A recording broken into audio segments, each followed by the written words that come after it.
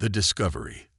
The anomaly appeared on Dr. Elena Vasquez's monitor at 3:42 a.m. on a Tuesday.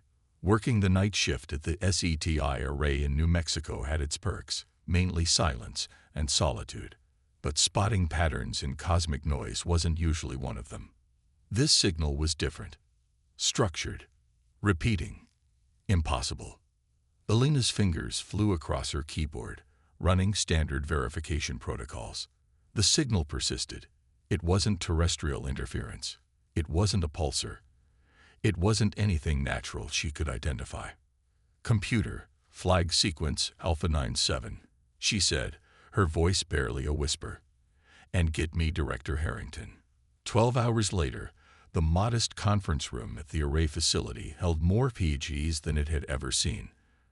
Director James Harrington, a former NASA administrator with steel-gray hair and a perpetual frown, stood at the head of the table. "Ladies and gentlemen, what we're about to discuss doesn't leave this room," he said, nodding to a military officer who activated a signal jammer. "Dr. Vasquez, please proceed." Elena stood, suddenly aware of every eye on her. At 3:42 hours, I detected a signal originating from the HD 85,512 system, approximately 36 light-years from Earth.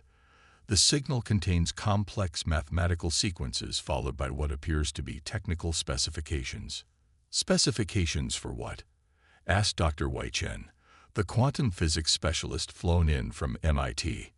Elena clicked a button, and a holographic projection appeared above the table.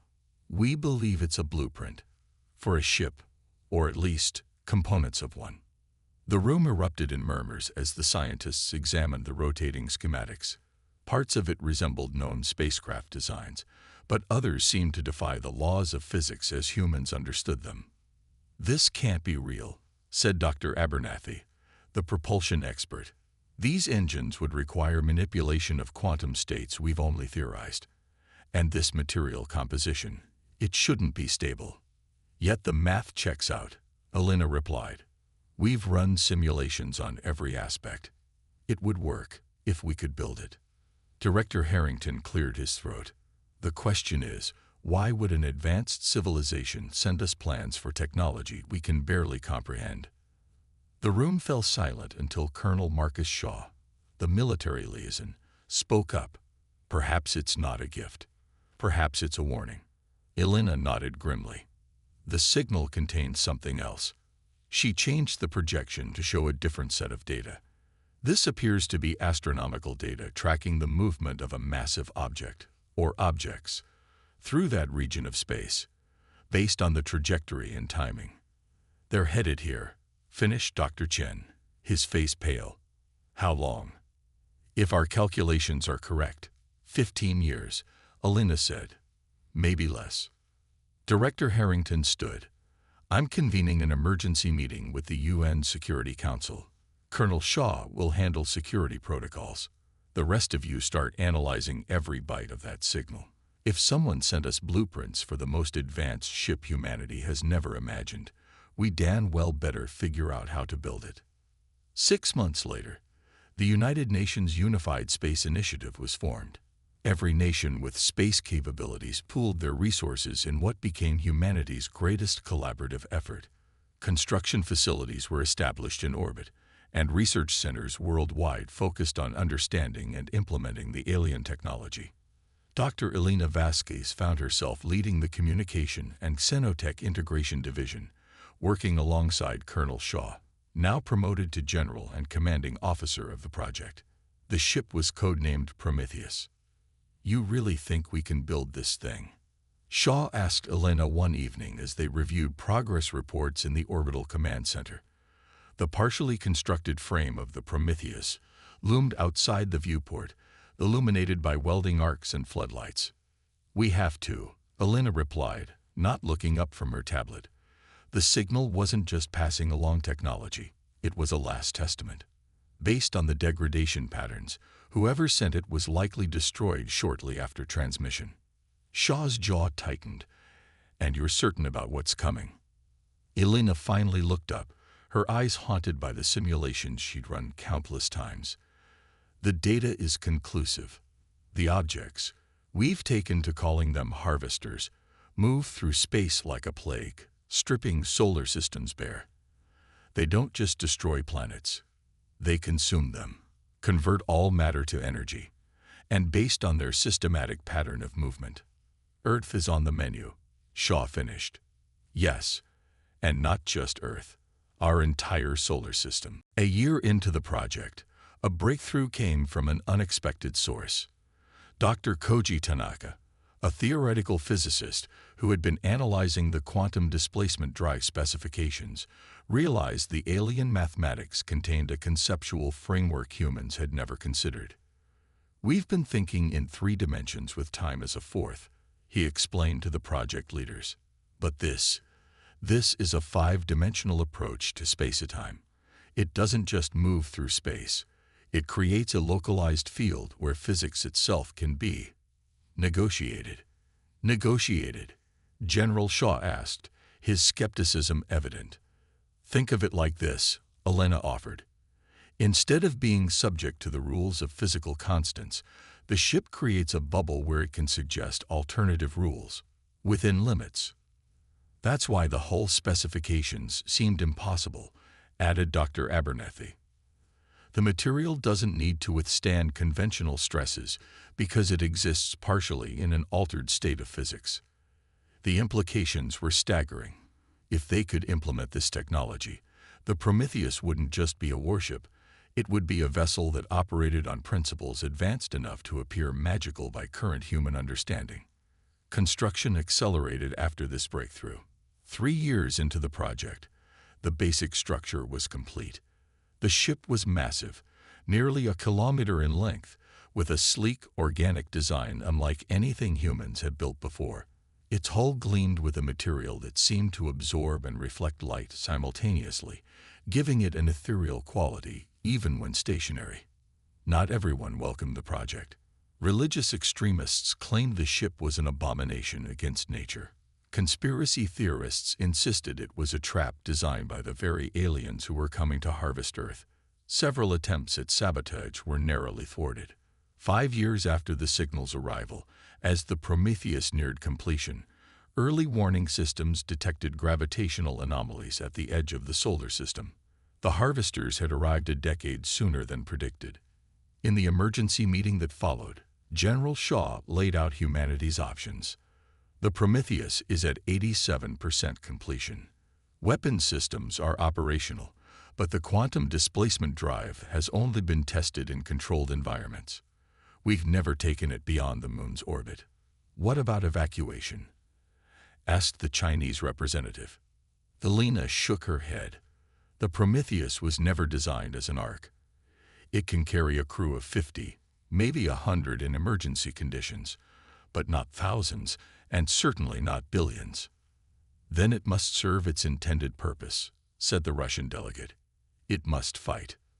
With all due respect, General Shaw replied, we're talking about facing an enemy that consumes entire solar systems with a ship we barely understand, crewed by people who've never operated anything like it in actual combat conditions. Then we need the right crew, said Director Harrington. Not just the best scientists and soldiers, but people who can think beyond conventional tactics, people who can understand what this ship is truly capable of. The selection process was rigorous. From thousands of candidates worldwide, a crew of 40 was chosen, a mix of military personnel, scientists, and specialists with unique cognitive abilities. General Shaw would command, with Elena as chief science officer. The final addition to the crew came as a surprise to everyone. Zhou Chen, Dr. Wei Chen's 17-year-old daughter, had been visiting her father at the orbital facility when she solved an integration problem that had stumped the engineering team for months. She sees patterns no one else does, Dr. Chen explained to the project leaders. Her mind works differently. She processes information in ways our best AIs can't match. Despite concerns about her age, Zhou was brought onto the project as a special consultant. Her insights proved invaluable, especially regarding the ship's neural interface system. a method of control that seemed to rely on thought patterns as much as physical input. 1 week before the planned engagement with the harvesters, Zoe approached Elena in the ship's observation deck, which offered a panoramic view of Earth below. "The ship is alive," she said without preamble. Elena looked up from her tablet. "What do you mean?" "Not alive like we are, but the neural interface, the way the systems adapt, it's more than programming. The aliens who sent these plans, they think differently than we do. They see consciousness as a spectrum, not a binary state. This ship is somewhere on that spectrum." Elena studied the girl's serious expression. "You're saying the Prometheus is sentient?" "Not yet," Zoe replied. "But it could be. I think that's what they intended. A ship that could evolve, adapt, maybe even communicate with its creators." Before Elena could respond, the alert sounded. The harvesters had accelerated their approach. They were now at Jupiter's orbit and moving inward rapidly. Launch was scheduled for 600 hours the next morning. As the crew made final preparations, Elena found General Shaw in his quarters, reviewing tactical projections one last time. "We're not ready," he said, not looking up. "We never would be," Elena replied. "Not for something like this." Shaw finally met her gaze. "You know what bothers me most?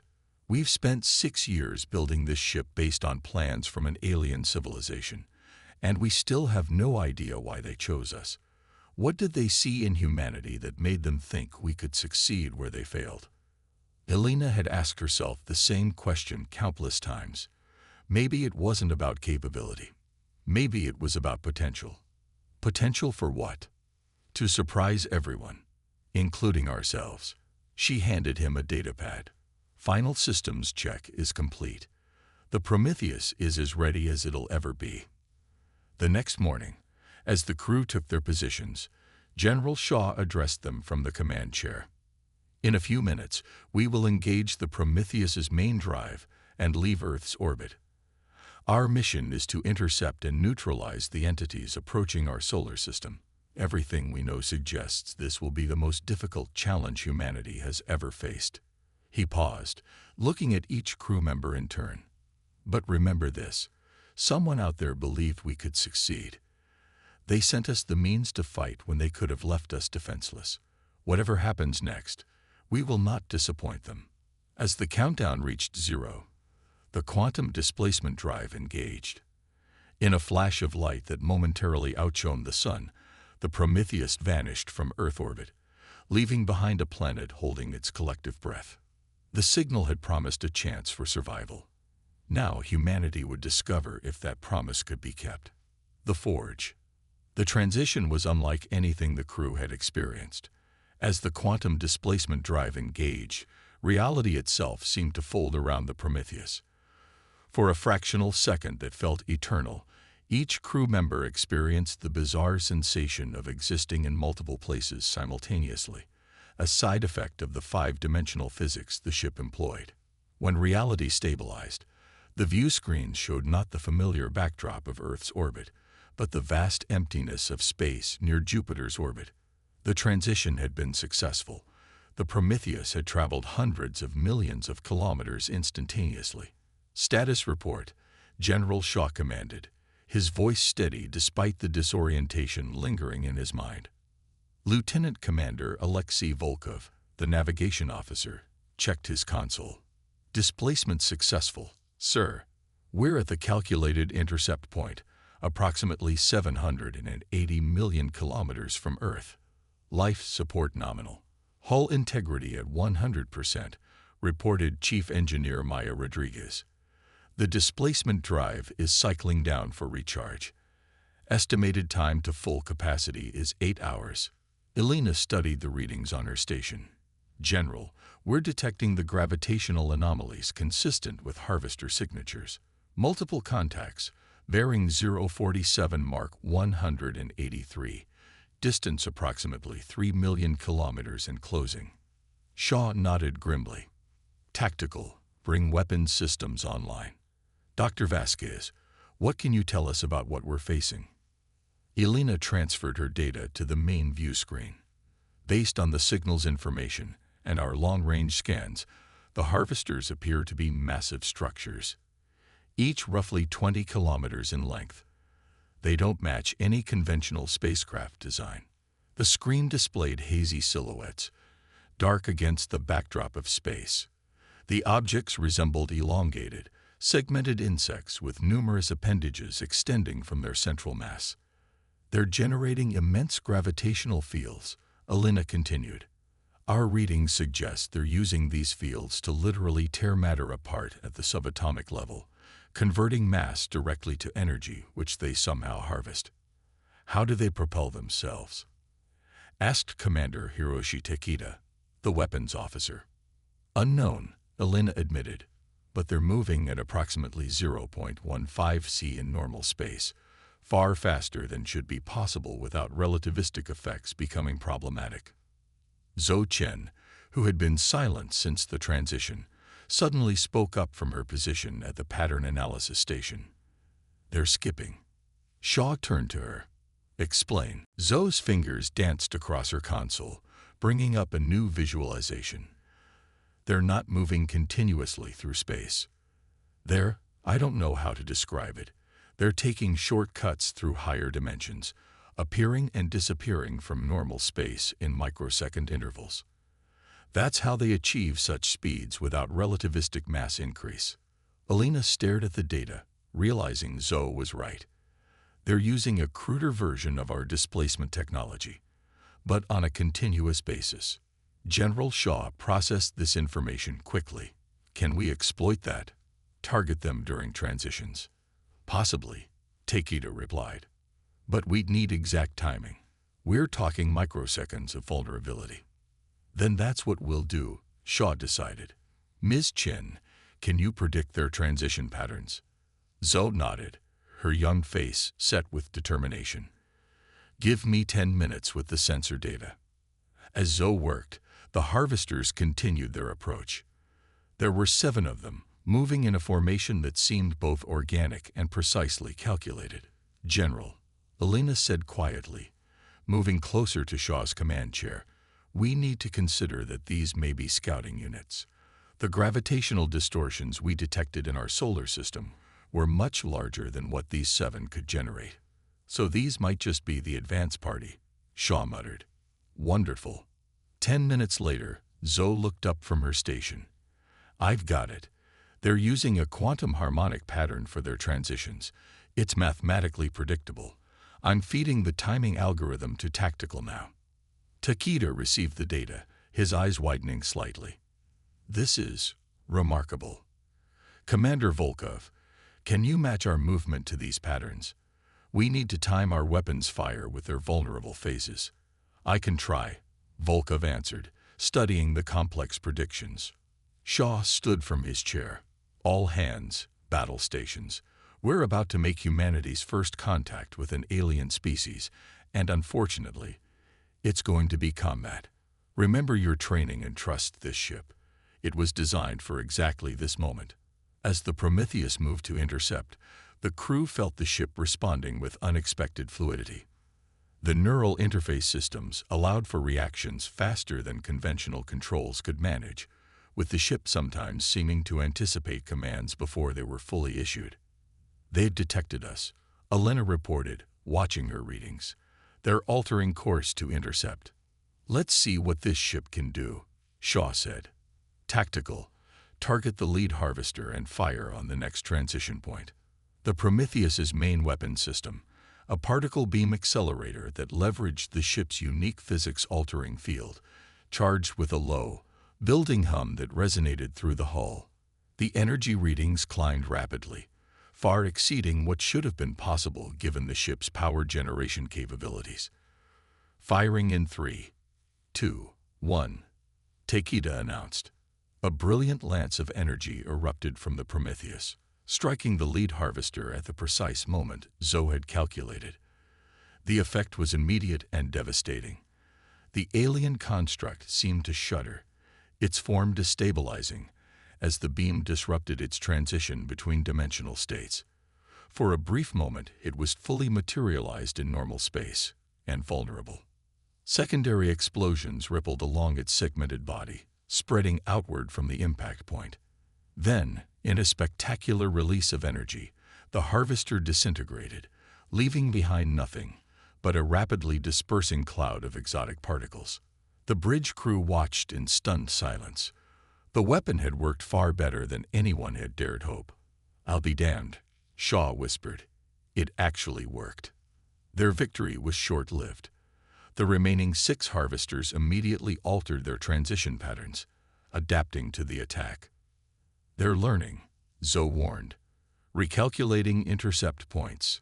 The harvesters responded with their own attack, not with conventional weapons, but by projecting focused gravitational distortions toward the Prometheus.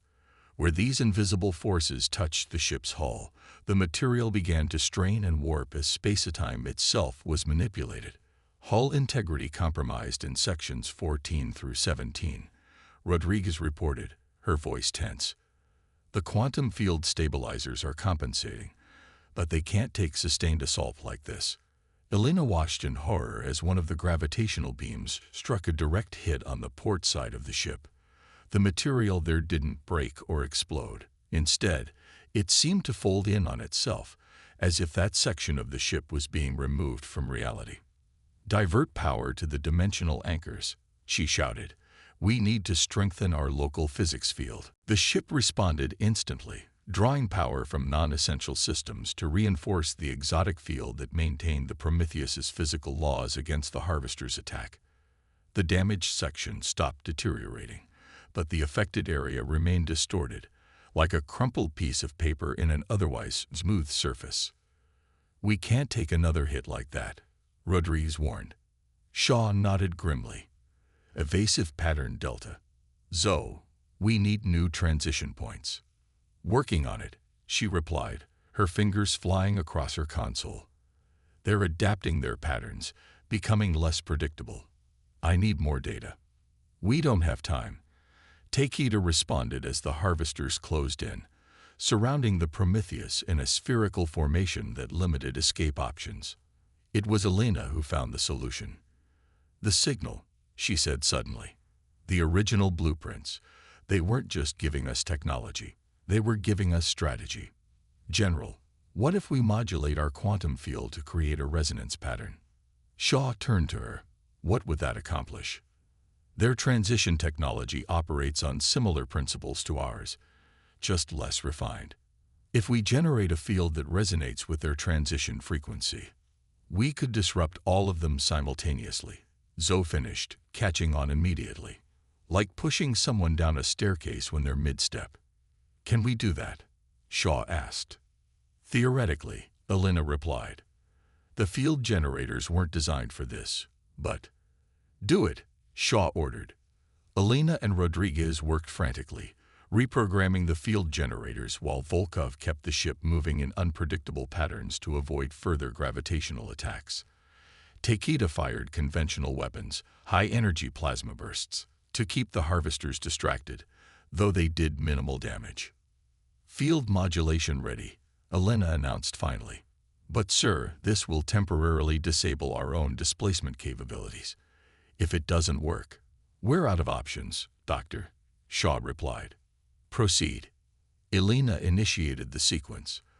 The lights on the bridge dimmed as power was diverted to the field generators. The hull began to vibrate as the quantum field surrounding the Prometheus changed its frequency, extending outward in expanding waves that distorted the very fabric of reality. The effect on the harvesters was immediate and spectacular. Caught in mid-transition, the alien constructs were suddenly forced fully into normal space, their complex interdimensional existence compressed into a single reality they weren't designed to inhabit. They writhed like wounded animals, their structures buckling under physical laws they normally bypassed. "Now," Shaw ordered. "All weapons, fire."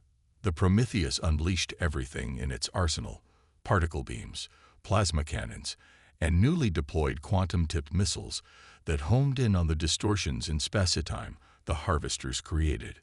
Each strike found its mark, tearing through the suddenly vulnerable alien machines.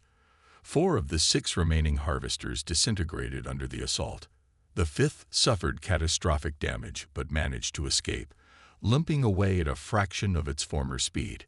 The sixth, however, did something unexpected. It changed, its structure flowing like liquid metal, reconfiguring into a more compact form that seemed better able to withstand normal space physics. "It's adapting," Zoe warned. And quickly. Before the crew could respond, the surviving harvester emitted a pulse of energy unlike anything they had detected before. It wasn't a weapon. It was a signal, broadcasting outward in all directions. "It's calling for help," Elena realized, analyzing the transmission pattern. "General, we need to finish this now before." Her words were cut short as space itself seemed to tear open approximately 1 million kilometers distant. Through this rift emerged a new entity, vastly larger than the scout harvesters they had been fighting. Where the scouts had been 20 kilometers in length, this behemoth stretched over 100 kilometers from end to end, its central mass pulsating with energies that distorted light around it. "Mother of God," Shaw whispered. The damaged scout harvester retreated toward the newcomer, which extended tendril-like structures to envelop it. The scout was absorbed into the larger entity, which then turned its attention to the Prometheus. "Sir, our displacement drive needs at least another hour to recharge after the field modulation," Rodriguez reported, her voice tight with controlled fear. Shaw's expression hardened. "Then we fight. All weapons, target the—" He was interrupted by a sudden alarm from the sensor station. "New contact," called out Lieutenant Sarah Winters. "Bearing 220 Mark 045. Closing rapidly." The tension on the bridge ratcheted higher as they braced for another enemy. But what appeared on their screens wasn't another harvester. It was a ship, or something like a ship, with an organic, crystalline appearance that seemed to shimmer with internal light. Its design shared certain elements with the Prometheus, though it was smaller and more elegant in form. "Is that—" Shaw began. "Yes," Elena answered, her voice filled with wonder. "I think it's one of them. One of the beings who sent us the signal." Before anyone could respond further, a transmission reached them, not through conventional communications channels, but directly through the Prometheus's neural interface system. It manifested as a series of images, emotions, and mathematical concepts rather than words. Zoe gasped, her hands pressing against her temples. "They're talking to us. They're saying, 'We came as quickly as we could. You are not alone in this fight.'" The crystalline ship positioned itself between the Prometheus and the massive harvester, which had begun to generate a gravitational distortion large enough to threaten both vessels. The alien craft emitted a counterfield that neutralized the distortion, creating a bubble of stable space around both ships. Another transmission flowed through the neural interface, this time with more structured information that Elena's systems began to translate. "They're saying we need to leave," she reported. "This isn't a battle we can win yet. They'll cover our retreat and rendezvous with us at coordinates they're providing." Shaw hesitated, reluctant to abandon the fight. "How do we know we can trust them?" "They gave us this ship," Elena reminded him. "Without them, we'd already be dead." After a moment's consideration, Shaw nodded. "Navigator, set course for the provided coordinates." "Engineer, how soon can we jump?" "The displacement drive is at 42% capacity," Rodriguez answered. "Minimum safe level for a jump of that distance. It'll be rough, but we can do it." "Then make it happen," Shaw ordered. "And someone figure out how to thank our new friends." As the Prometheus prepared to jump, the crystalline ship engaged the massive harvester, dancing around its gravitational attacks with impossible grace while firing weapons that seemed to bend light itself. It was buying them time, sacrificing its own safety to ensure the Prometheus's escape. Zoe closed her eyes, concentrating on the neural interface. After a moment, she opened them again. "I think I sent them our gratitude," they responded with. "It's hard to translate, but something like 'hurry' and 'meet soon.'" The displacement drive hummed to life as the coordinates were locked in. The last thing the crew saw before reality folded around them was the crystalline ship executing an impossible maneuver to avoid a massive gravitational attack from the Harvester. Then stars smeared across the view screens as the Prometheus made its escape, carrying with it both the hope for humanity's survival and the tantalizing promise that they were not alone in their fight against the cosmic horror that threatened them all.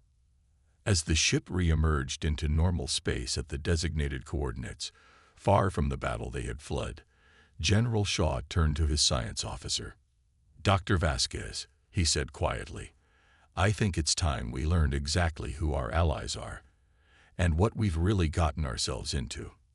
Elena nodded, her eyes fixed on the empty space ahead where, according to the coordinates, their mysterious savior would soon arrive, assuming it survived the encounter with the Harvester. "And Zoe," Shaw added, looking at the young woman who had proven herself invaluable, "I want to know everything you can tell me about what you felt through that neural link. I have a feeling we've only scratched the surface of what this ship, and those who designed it, are truly capable of." The crew of the Prometheus settled in to wait, monitored their systems, and prepared for the next phase of a war they were only beginning to understand. A war that would determine not just the fate of humanity, but perhaps all life in this region of the galaxy.